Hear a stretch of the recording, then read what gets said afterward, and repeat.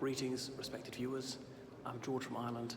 I'm in the Harvard Chapel, Southwark Cathedral in London. You can see the fabulous stained glass window behind me. And you can see a Harvard flag up here. Ooh, the Harvard Crimson. Perhaps if I come to this angle, you might be able to work out the coat of arms and Veritas.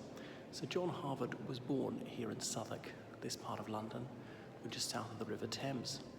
In those days, Southwark was not considered to be part of London. It was a village in the county of Kent. It was just south of London Bridge, so within sight of the city of London. Anyway, he was brought up in the Church of England. He went to Cambridge University, and he was ordained. He was a clergyman of the Protestant denomination. And in 1637, he set sail for Massachusetts, where he worked as a minister for religion in Boston. So a college had been founded very shortly before that, but it was simply known as the college. Of course, it was tiny at the time. The population of Boston was very, very small. And the following year, he fell ill. But before he died, he made his will, saying that his library would be donated to this college, which, in gratitude at his bequest, took his name, and that's why it's called Harvard College, or now Harvard University. So we know that he was baptized in this. It was when it was a church. It only became a cathedral in the 20th century. But nobody knows exactly where in Southwark he lived. His original house won't exist. So this is more of Southwark Cathedral. So Southwark, it's spelled like Southwark, but always pronounced Southwark. So here you can see a model of this ancient cathedral, which goes back almost a millennium. So a cathedral has a cathedra, as in a throne for the bishop. Anyway, this is an Anglican cathedral. That's to say, Church of England cathedral. So the Church of England is part of the Reformed Christian tradition. So the Reformation started in 1517, arguably 1521, and this country officially became a Reformed country in 1533. The break with Rome, the Roman Catholic Church was abolished, indeed banned in England, and the Church of England was established. Many of the priests who'd been Catholic priests became Anglican priests. So Anglican obviously is the adjective of Church of England. So it's questionable, is the Church of England Protestant or not? Is it simply Reformed? Because most Protestant churches wouldn't use the words bishop and priest. They think that's too similar to the Roman Catholics. But the Church of England does. So anyway, there are many splendid tombs here with all sorts of likenesses of the dear departed who rest there for all eternity. And it's got a fabulous artistic tradition. You can take a look at the stained glass, going back to the epoch when most people couldn't read or write. Oh my God, it's a bit too bright actually. So the refulgence makes these things impossible to make out. And many of them people are buried beneath our feet. And unfortunately, the inscriptions in their tombs are all but impossible to make out these days. I shan't bother filming them too much. So we go into the bit of the church which is known as the chapel. And I'm going to show you the cathedra here, as in that's the bishop's throne. I shan't sit in it. So that's where the altar is, that high table. And notice I've only got 2 candles. In a Catholic church, they all have 6, always have 6 candles. Nobody has ever been able to explain to me the signification of the 6. What's the numerology behind it? And this bit here is the choir, and you can guess that's why. So this is where the choir sit. Anyway, you'll see there's a little barrier here between the choir. You see that little barrier? It's only like knee high, the choir and the altar area. And before the Reformation, there was a rood screen. Rood spelled R-O-O-D, not rude as in impolite.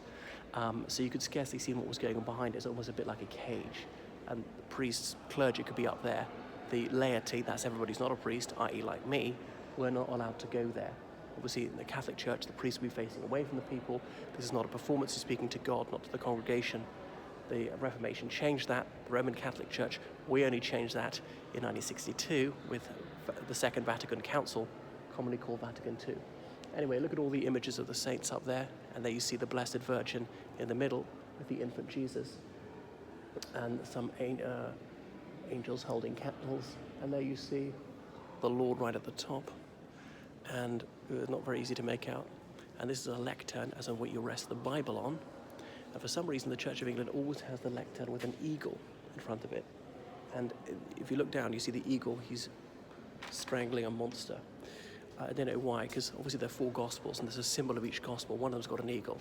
I'm ashamed to say I don't remember which one. There's the eagle, the cow, the lion, which is St. Mark, and I can't remember the last one. Anyway, you see that they've got various names on these pews, because various people would pay for these to be installed. They're not really separate ones, but donate money. There's William Wilberforce, who used to worship here, the guy who helped abolish slavery. As in Wilberforce College is named in his honour. Randall Davidson, who was Archbishop of Canterbury. Charles Dickens, the novelist, who lived not very far from here for much of his life. John Bunyan, the writer, and so on. John Gower, who was another famous, who's a poet laureate to Richard II and to King Henry IV, and on and on. I'm just trying to say if there are any very famous names over on the other side, but there are not. William Shakespeare, well, of course, he was very close to here, because we're very close to the Globe Theatre. Obviously, the Globe Theatre was burnt down in the 1640s, but obviously was rebuilt in 1997 because of Sam Wanamaker, an American actor. That was his vision, and he made it happen. St. Olaf was around here. I don't think he paid for a pew, though. William Temple, another Archbishop of Canterbury, as in the highest clergyman in England. Geoffrey Chaucer, who lived here as well, another poet, famous poet, and a government official under King Richard II at the time of the Peasants' Revolt. And then various ecclesiastical office holders, they have these seats ex officio, so I shan't go through all of them. Anyway, and there you can see the royal coat of arms up there. So the crest right at the top with a lion, and then the words "On y soit qui mal y pense," shame upon him who thinks badly on it, on the garter around the whole thing, and then the fleur de lis of France. What else was I going to say apart from the fleur de lis? Is then got the lion and the unicorn at the bottom, sempre iadem, the Latin word's always the same, the harp of Ireland, and on and on. O-A-R, I think it's supposed to Alexandra Regina, as in Queen Alexandra. I'm not sure what she had to do with the cathedral, as in she was the wife of King Edward VII, 1901 to 1910. So go out here a bit. So Southwark only officially became part of London in 1889, and there are many delightful little ante-chapels. The air is still heavy with incense. It seems to be in the high Anglican tradition. They go in for the bells and the smells. So within Anglicanism, there are a number of different strains. There's the Low Church, would say, yeah, we are Protestant, and we prefer to call our clergy minister or parson or something like that. We don't want to say priest. We don't believe in sacraments, and that's that. And they emphasize the centrality of the Bible and preaching. And they believe in minimal ritual and worship being probably a little bit different each time. So making it very lively, a bit evangelical, believe in enthusiasm, might say, sola scriptura, and justification through faith alone, things like that. There's the Broad Church. I mean, the Church of England is broad churches, tolerates a wide degree of difference within it, has a latitudinarian attitude. And there's some people in the middle who just say, well, I'm more broad church. And then there's some people who are high church, high Anglicans. So as in they're Catholics, but they're not Roman Catholics. They believe in practicing Catholicism inside the Church of England. Oh, look, and they've got a cardinal's hat there.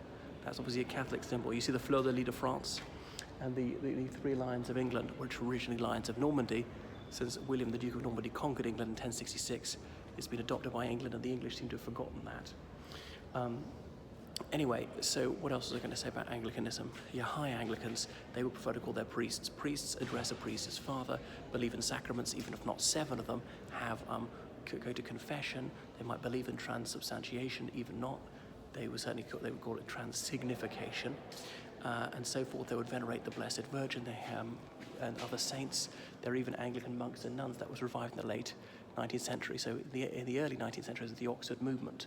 That was a movement because it was based at Oxford University within the Church of England about reviving some of the Catholic traditions. And John Henry Newman was one of those, an Anglican clergyman who wrote about this, wrote many tracts, as in articles really. The Oxford movement, they're sometimes called the Tractarians. And then Tract 90, when he said, well, really, why not go the whole hog and actually become Roman Catholic? And he did, and indeed he was made a cardinal. So he lived to the age of 90. He's recently been beatified. Well, in 2010, the Pope came here and beatified him. So you see some of the splendid memorials to various people who are interred here. So I shan't go through them all. Come and visit, they're fairly self-explanatory. Often they've got amphora above, as though they'd been cremated, but they almost never were cremated. Even they refer to someone's remains as ashes, because they were looking back to ancient Roman times. People were quite often cremated, and the ashes kept in an amphora like that. So look at this enormous cathedral here, and there are various flags of scout troops and things. So the Church of England was quite involved with Scouts and various other youth movements, the Boys Brigade and things like this. Here's the Shakespeare Memorial, because the Globe Theatre is hard by. So obviously Shakespeare came from Stratford-upon-Avon, which is in Western England, where his father was a glove maker, very prominent citizen in that town, and indeed he knew the Harvard family. So John Harvard's grandfather and William Shakespeare's father were good friends. Anyway, so you see some of the Anglican clergy wearing their robes, which is quite high Anglican to sport such vestments. The different seasons of the church year, and you can tell what season of the church year it is according to the vestments that they're wearing. Whereas, if you're a low Anglican, you wouldn't like such garments, dressed fairly plainly. They might wear a dog collar, some dark clothing, or sometimes you've even been to Holy Trinity Brompton, and they just were dressed in smart casual. So there we are.